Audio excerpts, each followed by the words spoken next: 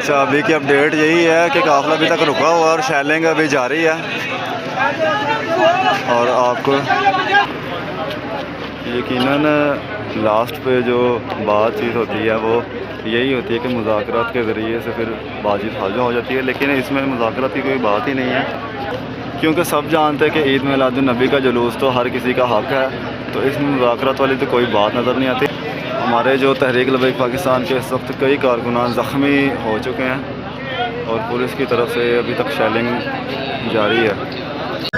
लब्बैक लब्बैक लब्बैक या रसूल अल्लाह, ताजदारे ख़त्मे नबूवत जिंदाबाद जिंदाबाद। इस वक्त हम मौजूद हैं हरीपुर जोन में, जहां पर पिछले इतवार को कुछ शरपसंद अनासिर मैं कहूँगा जिन्होंने हुजूर की आमद के हवाले से निकाली जाने वाली रैली पर शेलिंग की, लोगों को गिरफ़्तार किया और लोगों को ज़ख्मी किया। इस वक्त हम मौजूद हैं जिसका ऐलान पिछले इतवार कायदे मिल्लत इस्लामिया हाफिज़ साद हुसैन रिजवी साहब ने किया था कि मैं इंशाअल्लाह वो इतवार वाले दिन 16 अक्टूबर बरोज़ इतवार को हरीपुर में उसी रूट से जुलूस निकालूंगा। अगर आप में दम है तो रोक के दिखाएं। आप देख सकते हैं मेरे पीछे कंटेनर में, और अगर ये कैमरामैन दिखा सके तो ये पीछे मिलियन मार्च है।